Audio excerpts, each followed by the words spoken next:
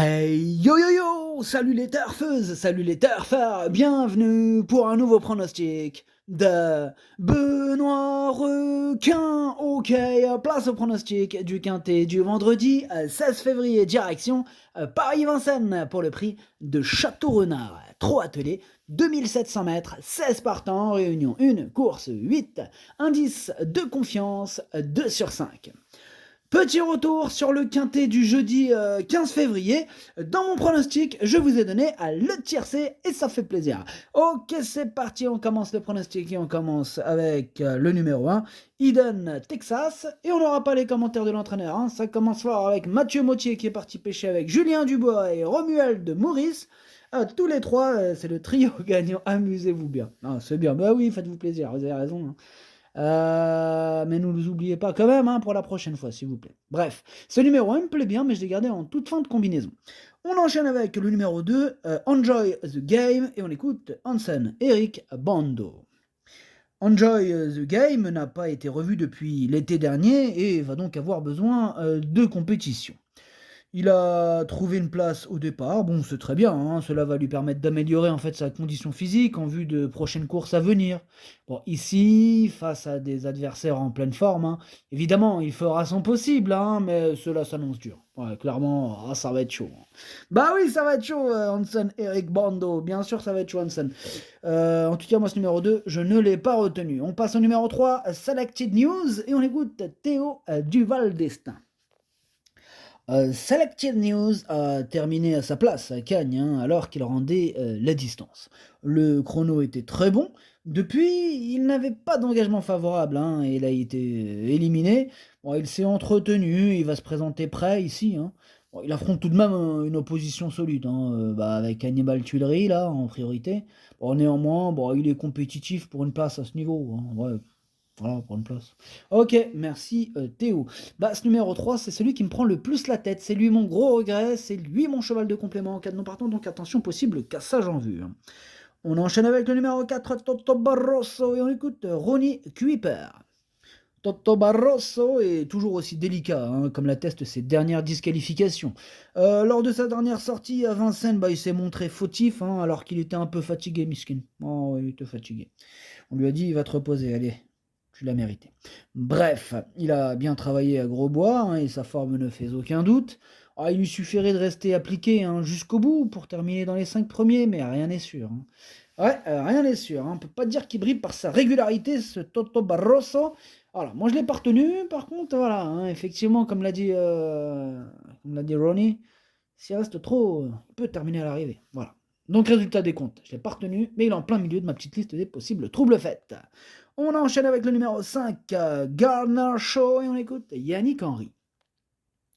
Étant étranger, Gardner Shaw, hein, n'avait pas un bon programme cet hiver à Vincennes après avoir réalisé une très bonne saison dernière. Il a donc décompressé. Vendredi, il effectue une rentrée, hein. Il risque logiquement de demander à souffler, hein, d'autant qu'il restera ferré. Cette sortie va principalement lui permettre de revenir au mieux en attendant de prochains engagements. Bon, on a vu, on l'a compris, je veux dire, c'est pas une course visée, hein, pour ce Gardner Shaw, hein, donc ce numéro 5, j'ai choisi de l'écarter.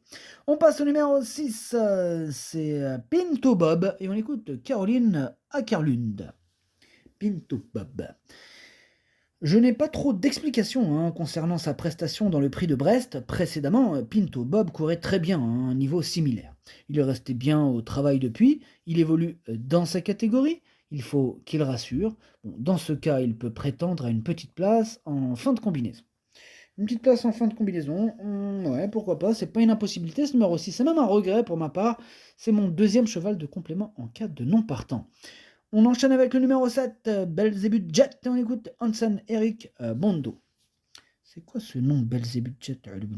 C'est quoi ce truc? Bref, Hansen Eric Bondo. Je l'apprécie beaucoup, hein, Belzébuth Jet a très bien couru dans le prix Jean-René Goujon, alors qu'il s'est lancé en seconde ligne. Il aurait pu finir plus près avec un meilleur numéro. En tout cas, c'est une bonne recrue pour l'écurie. Il sera à nouveau déféré des 4 pieds. L'allongement de la distance ne va pas lui poser de problème. Il va être encore meilleur cette fois, j'y crois. Ah, ils ont des noms de chevaux, des fois, Ah, ils vont les chercher loin, hein. Il fait peur, le numéro 7. Enfin bref, ce numéro 7, je l'ai gardé, hein, malgré son nom, mais plutôt en bout de combinaison. On passe au numéro 8, Djenko Tellois, et on écoute Franck Leblanc. Djenko Tellois a encore bien tenu sa partie, hein, dernièrement dans une épreuve semblable en prenant la 4e place tout près. Dans la foulée, il découvre des conditions de course et une opposition quasiment similaire, hein. Il ne déçoit jamais à ce niveau et a encore sa place dans les 5 premiers. Il a encore sa place dans les 5 premiers, nous dit Franck Leblanc. Ce numéro 8 me plaît bien, mais plutôt, je vais vous dire la vérité, je l'ai mis 6e pour être exact. On enchaîne avec le numéro 9, Sarah Giburn, et on écoute Dominique Locken. Sarah Giburn n'a pas démérité dernièrement, hein, dans le prix Jean-René Goujon. Il me paraît en bonne forme, mais il n'a jamais réussi à se mettre en évidence, hein, lors des départs voltés sur les parcours de tenue de Vincennes. Ce n'est pas une question de distance, hein, mais plutôt de mise en jambe, voyez-vous. S'il ne perd pas trop de terrain dans les premiers mètres, eh bien, il peut accrocher une place. Ouais, c'est sûr, hein, bon, en attendant, moi je l'ai pas retenu, mais il me fait quand même un peu peur, hein. Ah ouais, c'est lui le chef et le capitaine, hein, de ma petite liste des possibles casseurs de tickets repérés, attention. On passe au 10, here we go. Et on n'aura pas les commentaires de l'entraîneur, c'est Julien Dubois, hein, comme l'a dit tout à l'heure, il est parti pêcher avec ses amis, amusez-vous bien. Alors ce numéro 10 fait partie de mes préférés, eh ouais, j'y crois, je l'ai mis très haut, je l'ai mis 3e.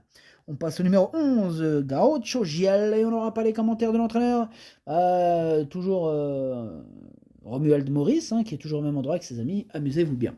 Pareil, ce numéro 11 lui aussi me plaît bien, je l'ai mis un petit peu plus loin, je l'ai mis 5e. Attention à lui, hein, il peut en faire souffrir plus d'un sur sa route. On passe au numéro 12, Espoir du Noyer, on écoute Jean-Luc Bijon. Espoir du Noyer redescendait de catégorie dernièrement en se présentant dans une épreuve à réclamer, hein, pour apprenti. Bon, il en a profité pour renouer avec le succès. Bon, ouais. Bon, il est resté au mieux, hein, mais il retrouve cette fois une opposition nettement plus relevée, même si l'engagement reste correct. Hein. Bon, il devra bénéficier de circonstances favorables, hein, pour accrocher la 5e place. Ouais, en clair, il est pas super chaud, Jean-Luc Bijon. Il nous a refroidi, hein, avec son espoir du Noyer, le 12. Moi non plus, je l'ai pas retenu, je suis pas super chaud avec ce 12. Je l'ai pas gardé, il est à l'arrière de ma petite liste des possibles troubles faits. On passe au numéro 13, Instant of My Life. Yeah, Instant of My Life. On écoute François Gillard. Instant of my life, yeah, instant of my life, découvrez des tâches compliquées cet hiver à Vincennes, et c'est encore le cas ce vendredi. Il est plus à son affaire sur les pistes provinciales, l'engagement est favorable, hein, mais l'opposition est relevée. Même s'il court bien, il aura du mal à terminer dans les 5 premiers.